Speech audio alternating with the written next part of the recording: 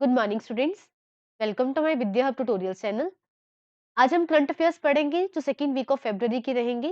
ये जो आपके करंट अफेयर्स है ये 7 से लेके 14 फेब्रुवरी तक के करंट अफेयर्स है। इसका पार्ट 1 जो है वो ऑलरेडी अपलोड हो चुका है, जो 1 से लेके 7 फेब्रुवरी तक का है वो ऑलरेडी अपलोडेड है। प्लीज आप एक बार उसको देखिए, एक सीक्वेंस में चलेगा। और ये आपके सेकेंड पार्ट है, पार्ट सेकेंड, जो आपका 7 फेब से लेके 14 फेब तक के करंट अफेयर्स है। Let's start with the current affairs. First current affair, which state launched silver line project? Option 1 Kerala, 2 Karnataka, 3 Himachal and fourth one is Uttar Pradesh. पहले इस सिल्वर लाइन प्रोजेक्ट के बारे में जान लेते हैं। ये जो सिल्वर लाइन प्रोजेक्ट है ये केरला गवर्नमेंट ने इसको स्टार्ट किया है। ये जो प्रोजेक्ट है ये आपका 532 किलोमीटर जो लाइन है केरला की तिरुवनंतपुरम से लेके केसरगढ़ तक की लाइन है। और जो ये रेलवे लाइन है ये 11 डिस्ट्रिक्ट में से 11 रेलवे स्टेशन को कवर करेगा। और एक जॉइंट वेंचर है जो केरला गवर्नमेंट का है और जो रेलवे मिनिस्ट्री है उनका है। जो ये इसलिए लिए न्यूज़ में रहा है क्योंकि ये जो केरला गवर्नमेंट है उसकी जो ऑपोजिशन है उसने और वहाँ के जो लोगों ने इस पे ये एलिगेट किया है, उस पे की किया है कि ये हमारे एनवायरनमेंट के लिए हार्मफुल रहेगा। ठीक है, उसमें करप्शन होने के बहुत चांसेस है, तो ये इसलिए न्यूज़ में था। तो सिल्वर लाइन जो प्रोजेक्ट है ये केरला गवर्नमेंट। ठीक है, तो पार्ट 1 जो है option first is the right answer. Next current affair, which percentage of reservation for quota for Haryana state domicile? Option 1 75% quota, option 2 65% quota, option 3 50% quota, option 4 65% quota। Haryana जो वहाँ की हरियाणा सरकार है, हरियाणा सरकार ने ये बोला है कि कितने परसेंट जो है रिजर्वेशन मिलेगी, तो वो है हमारा आंसर इज 75% कोटा, आंसर 1। इसमें देख लेते हैं, ये जो कोटा है ये सिर्फ और सिर्फ प्राइवेट कंपनीज जो है उनमें आएगा। दूसरा कि जो 75% जो पीपल हैं, ठीक है, वो हरियाणा स्टेट के होंगे।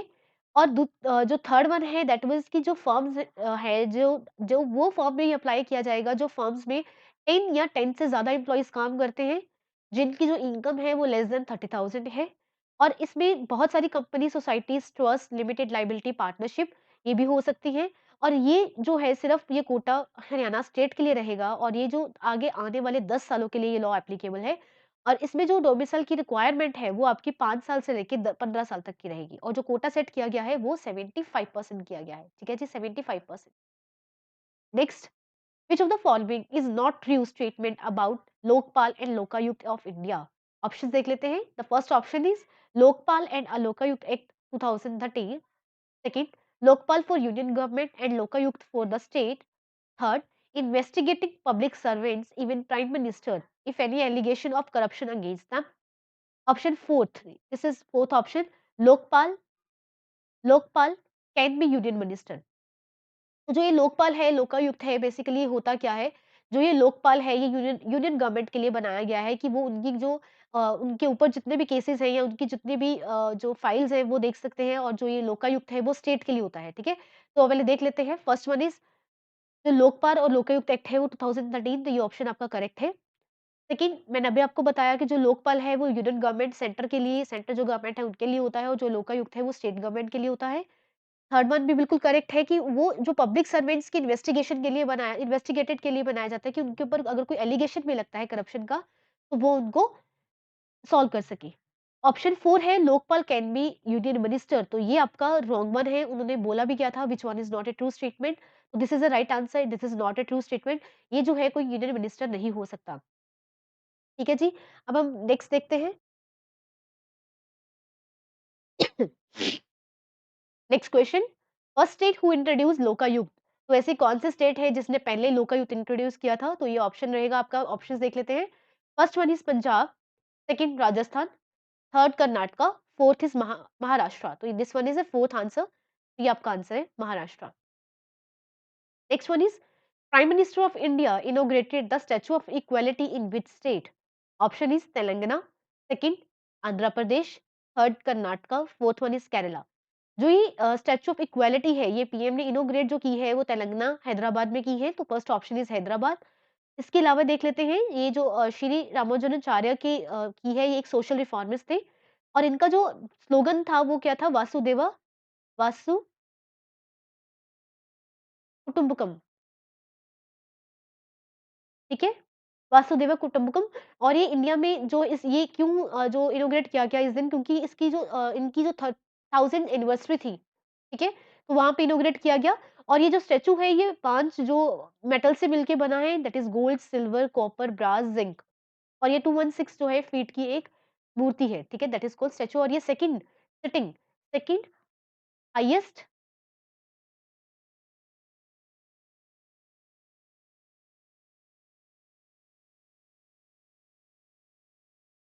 ठीक है? ये सेकंड हाईएस्ट आपकी सिटिंग जो है वो स्टैच्यू है। और ये वासुदेव कुटुंबकम का मतलब है कि जितने भी सारी रिलीजन है वो सब एक है, ठीक है? एक ही परमात्मा के घर से है, तो ये उनका तो था स्लोगन था, ठीक है? ये 5 मेटल से मिलके बनी है। Next question, can preamble can be amended under article 368 the constitution? First option is preamble can be amended without any restrictions, preamble can not be amended, preamble can be amended under article 368 but the basic structure of preamble can not be amended. Fourth option, preamble can be amended under Article 368 but the basic structure of the preamble be amended। ठीक है जी, तो ये पहले question discuss कर लेते हैं कि जो प्रिएम्बल है वो अमेंड 368 के अंदर हो सकता है कि नहीं। तो उसका जो राइट आंसर है वो थर्ड वन है कि प्रिएम्बल जो है वो अमेंड हो सकता है अंडर आर्टिकल 368, बट उसका जो बेसिक स्ट्रक्चर है प्रिएम्बल का वो कभी भी अमेंड नहीं हो सकता, भी कैन नॉट बी अमेंडेड। ये जो था ये अप्रूव हुआ था हमारा कि जो ये केस चला था केशवानंद भारती केस, भारती केस चला था केरला में, तो 1973 के अंदर। और उसमें ये डिसाइड किया गया था कि जो बेसिक स्ट्रक्चर है प्रिएम्बल का वो कभी भी चेंज नहीं हो सकता। और जो प्रिएम्बल में लास्ट टाइम जो अमेंडमेंट की गई थी वो 42nd अमेंडमेंट 1976 में की गई थी, जिसमें 3 वर्ड्स को ऐड किया गया था, दैट इज सोशलिस्ट, सेक्युलर और इंटीग्रिटी। ये न्यूज़ में इसीलिए रहा है क्योंकि जो ये प्रिएम्बल को दोबारा से अमेंड करने की बात की गई है, ठीक है? तो इस चीज़ को ध्यान में रखते हुए न्यूज़ में था, संसद में दोबारा से बिल पास करने के लिए था, इसलिए ये न्यूज़ में आ सकता है। ये स्टैटिक पोर्शन को कवर करते हुए मैंने ये क्वेश्चन कवर किया है। Next question, name of the Nightingale of India, ठीक है? द नाइटिंगेल अगर आपको पता हो तो आप इसका आंसर बता सकते हैं, ऑप्शंस देख सकते हैं।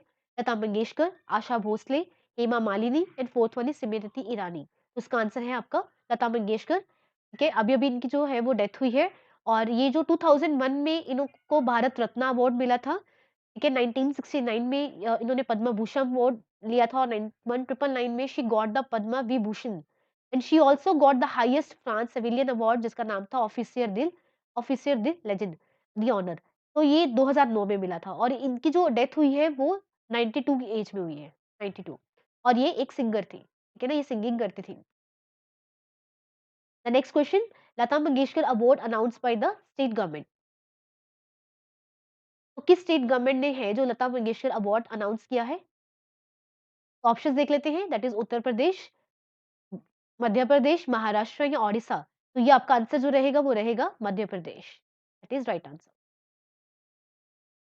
Next question, which scheme is related to drone to help domestic sector? Option is commercial scheme, PKVY scheme, NMSS scheme या PLI scheme for production link incentive। तो ये आपका ऑप्शन फोर्थ रहेगा। जो ड्रोन है जो हम यूज़ करते हैं, ठीक है? जो अगर आप देखो कि आजकल ये ड्रोन जो हैं वो मैरेजेस में यूज़ किया जाता है, वीडियोज़ बनाने में यूज़ किया जाता है। यहाँ जो बॉर्डर पे आप देख सकते हैं कि ये ऊपर जो इन्फॉर्मेशन कलेक्ट करने के लिए यूज़ किया जाते हैं। तो ये जो ड्रोन है इस पे जो गवर्नमेंट ने इम्पोर्ट ड्यूटी लगा दी है क्योंकि सेल्फ रिलायंस के अंदर गवर्नमेंट ने इसको खुद जो है प्रोडक्शन के लिए बोला गया है। तो ये जो किस स्कीम के अंदर रिलेट है तो ये आप बता सकते हैं PLI scheme production linked incentive के रिलेटेड है। The next question, private bill introduced in parliament by whom? ठीक है? तो ये क्वेश्चन है, पहले ऑप्शंस देख लेते हैं। Any minister of Lok Sabha, any minister of Rajya Sabha, any member of parliament other than a minister या anyone not a part of parliament. ठीक है? प्राइवेट बिल जिसकी हमने पहले भी बात की थी, ये जो प्राइवेट बिल है ये सदन में जो है पास होता है, ये पार्लियामेंट में कौन इंट्रोड्यूस करता है, ठीक है?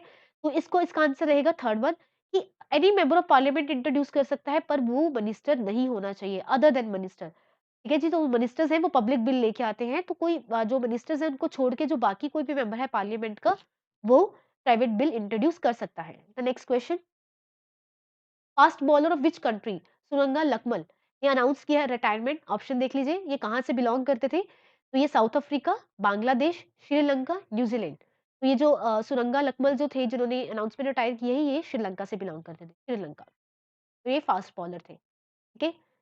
Next question, which country played it's 1000 ODI match recently? ठीक है, किसने जो है वो 1000 ओडीआई खेला है? ऑप्शंस देख लेते हैं। इंडियन, श्रीलंका, ऑस्ट्रेलिया या इंग्लैंड। तो option 1 is the correct, Indian, जिन्होंने रिसेंटली प्लेड किया है 1000 ओडीआई।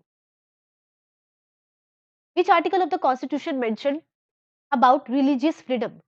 ठीक है, तो कौन सा आर्टिकल है? आर्टिकल के ऑप्शंस देख लेते हैं। आर्टिकल 25 सबसेक्शन 1, आर्टिकल 17, आर्टिकल 14 या 21। उसका जो राइट आंसर है वो आर्टिकल 25 1 है।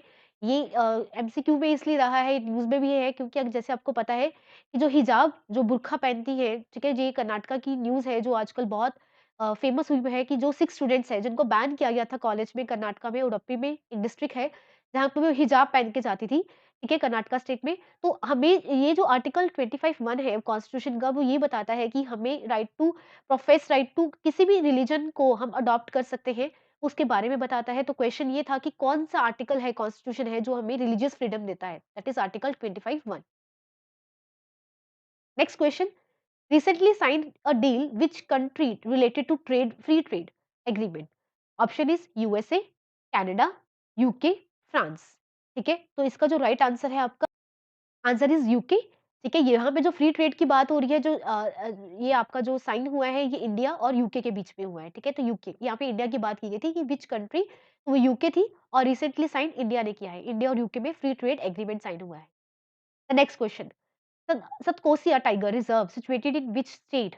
ऑप्शंस देख लेते हैं। That is Odisha, West Bengal, Karnataka, Punjab. तो इसका जो राइट आंसर है वो है ओडिशा। ओडिशा इसका राइट आंसर है। Next, which one of the following statement is incorrect about MNREGA? ठीक है जी, incorrect about MNREGA. Options is at least one third of the beneficiaries have to be a woman. Second, wages given to them under Minimum Wages Act 1948. Third, guarantee 150 days of employment in every financial year. या fourth, it was launched on 2nd February 2006. ठीक है जी, तो हम अब मनरेगा की बात कर लेते हैं। ठीक है? तो मनरेगा में थर्ड जो इसका आंसर रहेगा, ये हमने मनरेगा के बारे में पार्ट 1 में भी पढ़ा था कि 1/3 जो बेनिफिशियरीज़ हैं वो वुमेन होती हैं, तो ये आपका करेक्ट है। लेकिन उन्होंने बोला था कि जो वेजेस इसमें दी जाती है वो मिनिमम वेजेस एक्ट 1948 के तहत दी जाती है, तो ये भी करेक्ट है। जो गारंटी 150 डेज़, यहाँ पे 150 डेज़ ना हो के यहाँ पे कितने डेज़ थे, दैट इज़ 100 डेज़। ठीक है, जो गारंटी प्रोवाइड की जाती है वो 100 डेज़ की जाती है, तो इनकरेक्ट बताना था, तो ये आपका इनकरेक्ट है और ये लॉन्च 2nd फरवरी 2006 को ही हुआ था, ठीक है? तो इसके हिसाब से जो आपका ऑप्शन है, वो आपका कौन-सा है? That is third.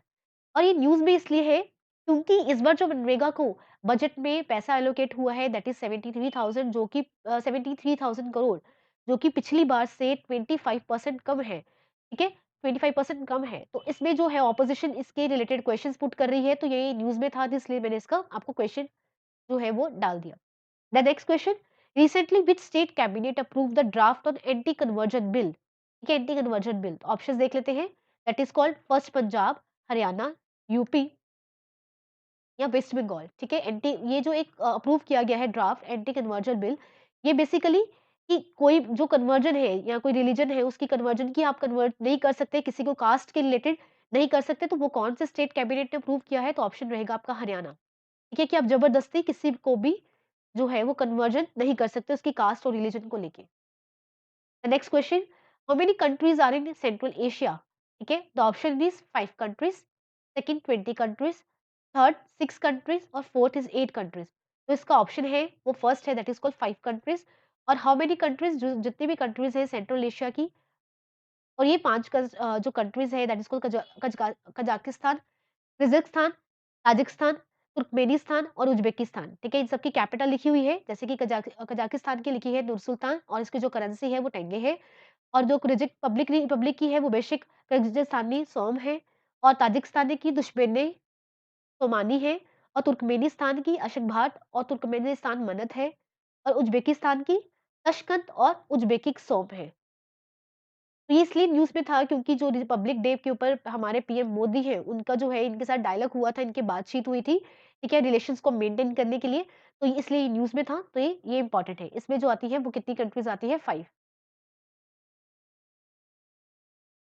The next question, which country host winter Olympic 2022? The option is China, USA, India, Russia. ठीक है? जो हमारे विंटर ओलंपिक्स हो रहे हैं 2022 के, वो चाइना में हो रहे हैं। और जो ये चाइना में विंटर ओलंपिक हो रहे हैं, इसमें जो इंडिया ने है वो डिप्लोमैटिक जो है वो बायकॉट कर दिया है। मैं 1 मिनट इसको इरेज़ कर देती हूँ। ठीक है? जो इंडिया है उसने डिप्लोमैटिक जो है बायकॉट किया हुआ है ओलंपिक से। इसका रीज़न ये रहा कि जो पीएलए में ठीक है, जो फाइट हुई हमारी गलवान घाटी में, उसमें जो चाइना का कमांडर था जिसका नाम था क्यू फेबो, ठीक है? ये कमांडर था और इसी को चाइना ने इस बार जो विंटर ओलंपिक्स हो रही है उसमें जो टॉर्च बेयरर बनाया, सो दैट इंडिया ने ये सब देखते हुए, ठीक है? तो जो चाइना थे अपना रुतबा दिखाते हुए इसने इसको टॉर्च बेयरर बनाया और इंडिया ने ये सब देखते हुए डिप्लोमैटिक बायकॉट कर दिया है ओलंपिक से। ठीक है? तो इसलिए इंडिया जो है इसमें पार्टिसिपेट नहीं कर रहा। आगे जो नेक्स्ट विंटर ओलंपिक है वो आपके 2026 के वो आपके इटली में खेले जाएँगे मिलान में, और जो समर ओलंपिक्स है 2024 के वो पेरिस में खेले जाएँगे, और जो 2028 के हैं वो लॉस एंजेल्स में खेले जाएँगे। ठीक है जी? Next, name of the governor of Kerala. Option is नियार रानी विजयन, आरिफ मोहम्मद खान, फवाद चंद गहलोत या मंगू भाई सी पटेल। ठीक है, तो इसका जो ऑप्शन रहेगा वो सेकंड रहेगा, आरिफ मोहम्मद खान। ठीक है, ये न्यूज़ में है क्योंकि इन्होंने लोकायुक्त जो बिल है वो पास कर दिया है। ठीक है, उनकी संसद में आया था तो ये इसका, इसलिए मैंने गवर्नर ऑफ केरला पूछा था।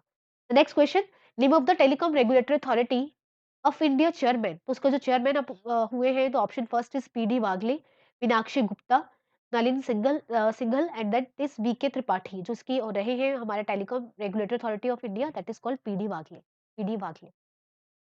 The next, ITER Fusion Research Mega Project is supported by 7 countries. Which of the following country is not a part of it? ठीक है, ये जो मेगा जो प्रोजेक्ट है ये फ्यूजन रिसर्च के ऊपर है, जिसमें जो सन है वो आर्टिफिशियल सन बनाने का जो काम चल रहा है। ठीक है, जो चाइना है उसने ट्राई किया था तो make a new artificial sun. ठीक है, किससे? बाय फ्यूजन एनर्जी से। तो उसमें जो 7 मेंबर्स हैं, ठीक है, वो है China, the European union, India, Japan, USA, south Korea and Russia. और आपसे जो क्वेश्चन पूछा गया था इस एमसीक्यू में कि which is not part of it, जो इसका पार्ट नहीं है, ऑप्शंस देख लेते हैं। That is China, European union, India and France. तो इसमें जो नहीं है वो है फ्रांस, और जो है 7 मेंबर्स वो मैंने यहाँ मेंशन किए हैं। ठीक है? Next, exercise Milan in which year started? ठीक है, इट स्टार्टेड। ऑप्शन इज़ 1995, 2000, 2007 या 2005। ये जो मिलान एक्सरसाइज है, जे इसका 10th एडिशन चल रहा है। ये एक नेवी एक्सरसाइज है। ठीक है?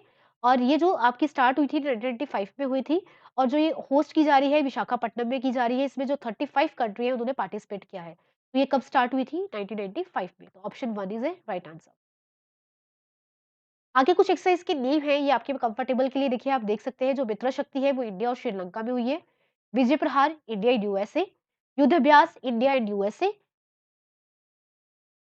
गरुड़ा शक्ति इंडियन फ्रांस में। ठीक है, ये एक्सरसाइज है जो इनमें होती है इंडिया और फ्रांस। जैसे हो गया धर्मा गार्डियन जो है ये इंडिया जापान में होती है, और सूर्य किरणा जो इंडिया नेपाल में हो रही है। ये कुछ एक्सरसाइज के नाम है। ठीक है, आगे next MCQ, India's first biomass based hydrogen plant setup in which state? Option is Madhya Pradesh, Rajasthan, Gujarat या पंजाब। तो ये फर्स्ट जो बायोमास बेस्ड हाइड्रोजन प्लांट है ये आपका मध्य प्रदेश में लग रहा है, और मध्य प्रदेश के जो सीएम है वो शिवराज सिन्हा चौहान, गवर्नर जो है वो मंगू भाई सी पटेल, और जो इसकी कैपिटल है दैट इज कॉल्ड भोपाल। ठीक है जी, Bhopal. Cristiano Ronaldo belongs to which sport? The option is cricket, football, hockey या बास्केटबॉल। तो क्रिस्टियानो रोनाल्डो है ये एक पोर्टुगल प्लेयर है। ठीक है, ये Indian Premier League Manchester United team से खेलते हैं, और ये कहाँ से बिलोंग करते हैं? तो ये बिलोंग तो पोर्टुगल से करते हैं। ये कौन से गेम, कौन से स्पोर्ट से बिलोंग करते हैं? तो ये फुटबॉल से है। Football is the right answer. Next question, who has been appointed the new secretary in department of financial services?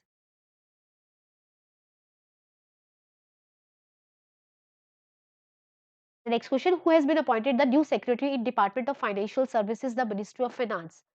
Option is Sanjay Singh, Sanjay Malhotra, Shaktikanta Das या अनुराग ठाकुर। ठीक है, new secretary in department of financial services. तो ये कौन बने हैं? ये हमारे बने हैं Sanjay Singh. Sanjay Singh is the right answer.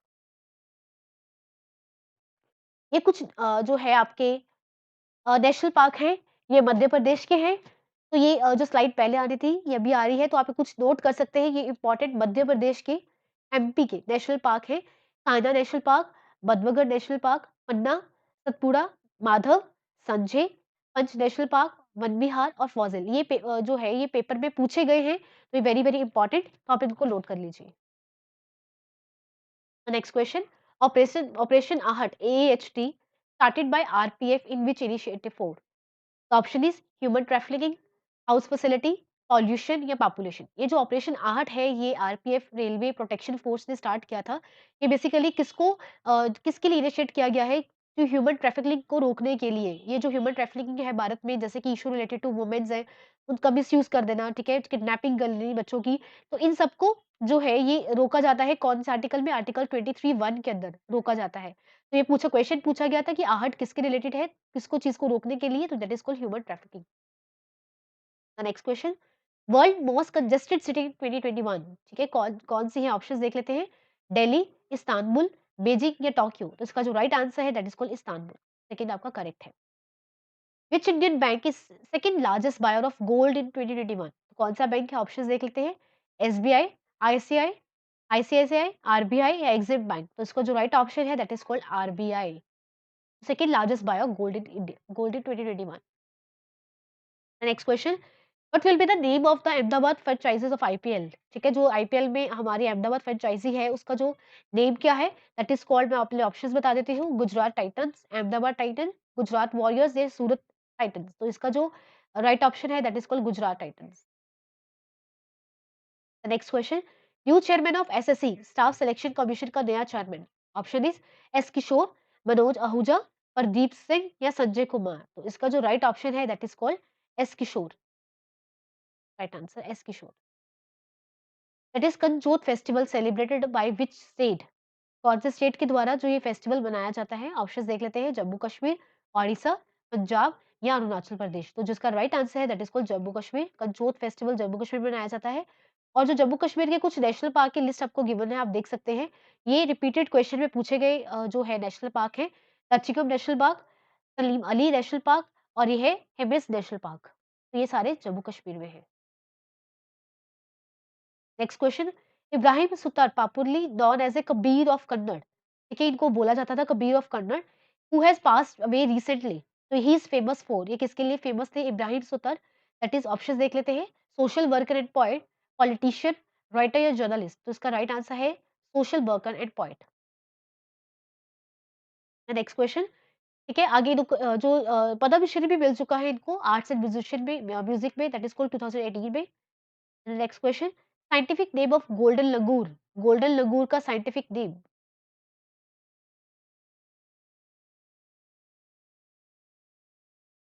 हाँ जी, scientific name of golden langur, इसके ऑप्शंस देख लेते हैं।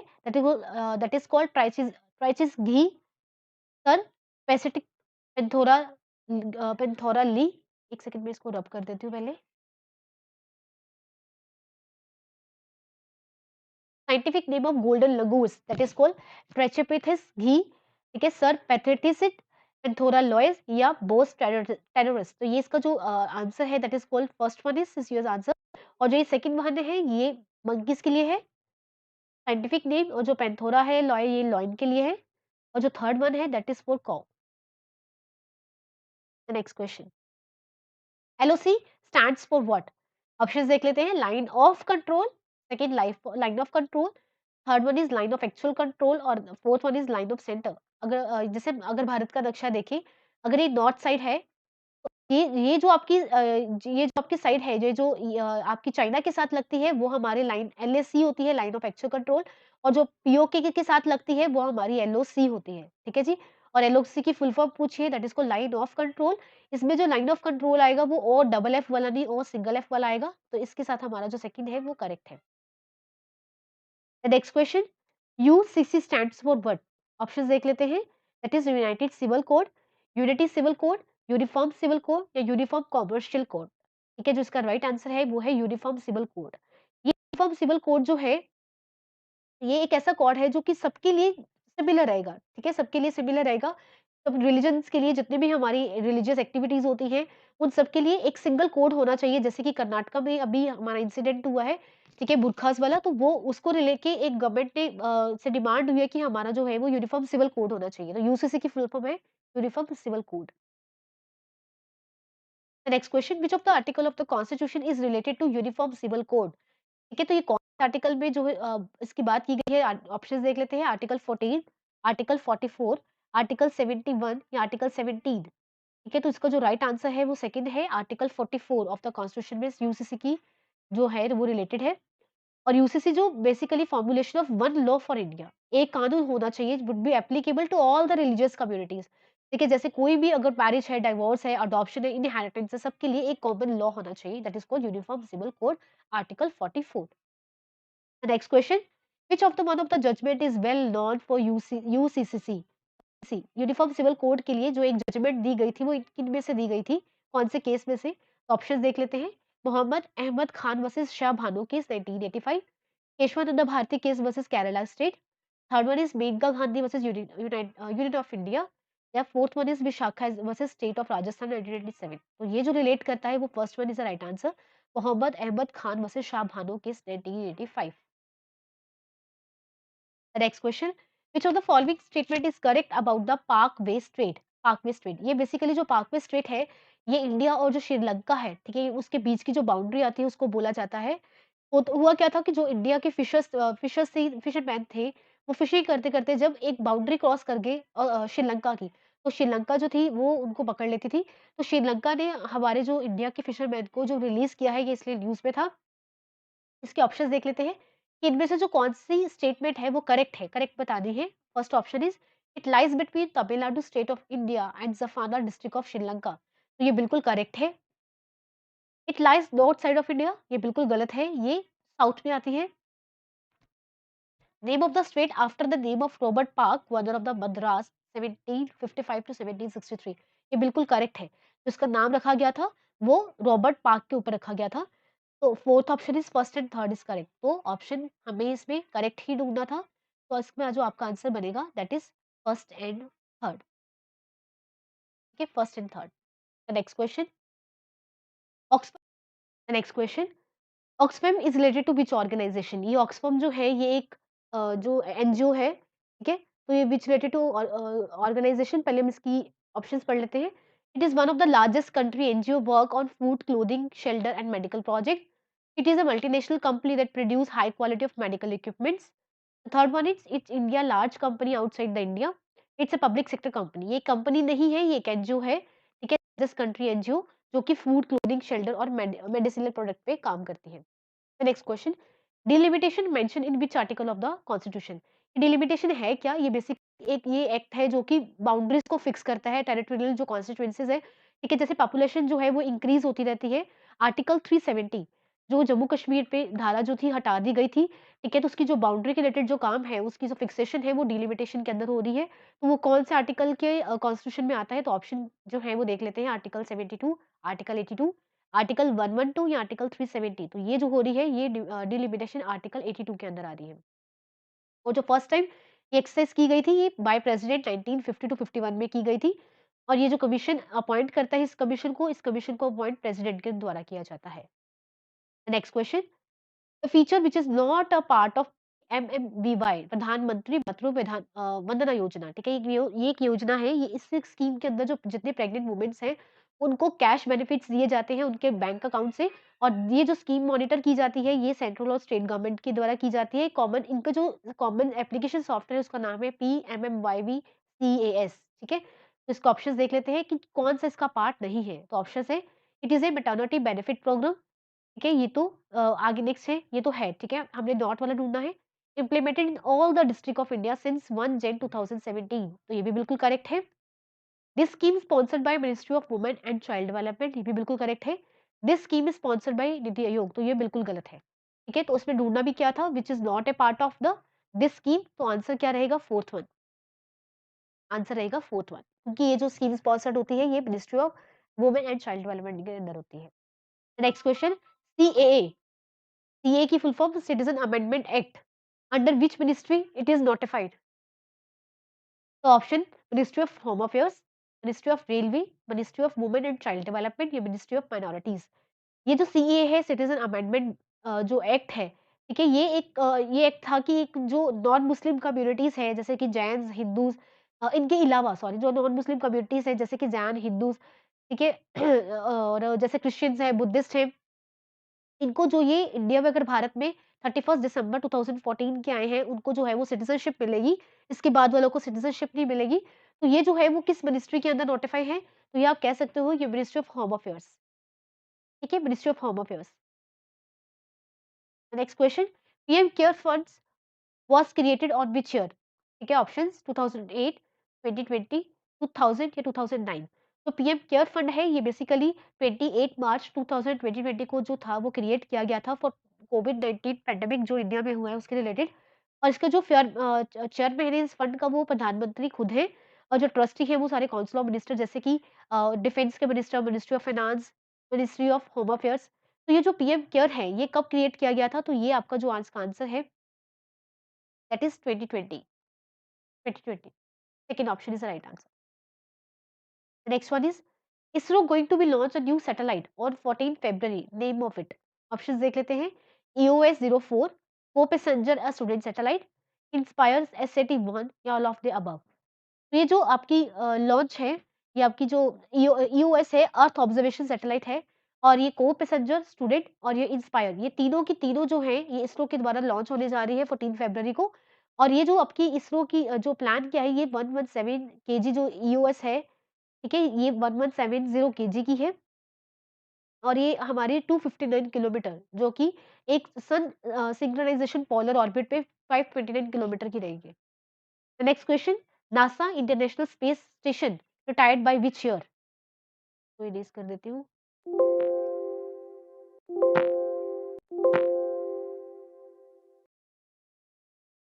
ठीक है, तो ये नासा जी इंटरनेशनल नेक्स्ट क्वेश्चन है NASA international space station to retired by which year? Option is 2030, 2025, 2022 या 2035। तो नासा के इंटरनेशनल स्पेस स्टेशन है, ये रिटायर कौन से साल में हो रहा है? तो ये ऑप्शन 1 है, इट इज 2030। ठीक है, 2030। और ये जो आपका रिटायर हो जाएगा 2030 में, पैसिफिक ओशन में जाके गिरेगा। इट वाज़ लॉन्च जो किया गया था वो 20th नवंबर 1998 को किया गया था। Next is which of the following country is not a member of quad? ये क्वाड जो है वो इसका कौन-सा मेंबर नहीं है? क्वाड में जो है वो 4 कंट्रीज़ आती हैं, India, Australia, USA, Japan. This is called quadrilateral security dialogue.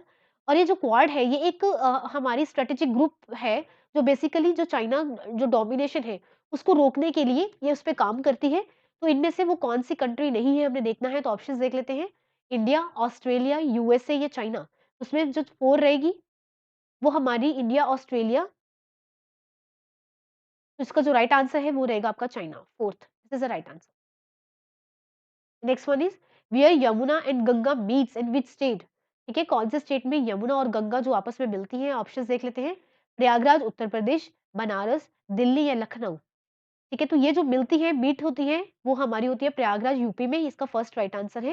ये जो यमुना है, ये मेन ट्रिब्यूटरी है गंगा रिवर की और ये जो ओरिजिनेट होती है, ये यमुनोत्री ग्लेशियर से होती है, ठीक है? और ये जो उत्तर प्रदेश की ये गंगा जो रिवर है प्रयागराज पे ये सबसे जो मिलती है, वो तो प्रयागराज में मिलती है यमुना और गंगा और जो इसकी लेंथ है गंगा की वो 1376 किलोमीटर है। The next question, Chardham in Uttarakhand which is not a part of Chardham यात्रा। ठीक है, तो ऑप्शंस देख लेते हैं। केदारनाथ, बद्रीनाथ, यमुनोत्री या कोणार्क सन टेम्पल। तो इसमें से जो not a part of Chardham यात्रा कौन इसका कोणार्क सन टेम्पल जो कि ओडिशा में है, ठीक है? ये इसका पार्ट नहीं है और जो ये चारधाम यात्रा है केदारनाथ, बद्रीनाथ और यमुनोत्री, ठीक है? ये एक पहले तो ये छोटा जो छोटा चारधाम यात्रा आती है जो included Badrinath in Uttarakhand, Puri in Odisha, Dwarka at Gujarat and Rameshwar and Tamil Nadu. ये एक जो है बड़ा बड़ा चारधाम में आती है या उसको हम कह सकते हैं कि जो एक चारधाम ऑफ इंडिया ये है और ये छोटा चारधाम है जिसमें केदारनाथ, बद्रीनाथ और यमुनोत्री आती है। तो ये इसका पार्ट नहीं है कोणार्क टेम्पल, तो ये गलत है। ठीक है? और ये गंगोत्री जो है वो इसकी यहाँ पे हम लिख सकते हैं गंगोत्री। तो गंगोत्री, यमुनोत्री और केदारनाथ, ठीक है? ये चारधाम है, ये छोटा चारधाम बोल सकते हैं और जो बड़ा चारधाम है जो एक्चुअल में है वो बद्रीनाथ उत्तराखंड, पुरी इन ओडिशा एंड द्वारका गुजरात और रामेश्वर तमिलनाडु में। ठीक है जी? इसी के साथ हमारे करंट अफेयर्स खत्म होते हैं। ठीक है? तो मिलते हैं next current affairs next week पे। तो थैंक यू।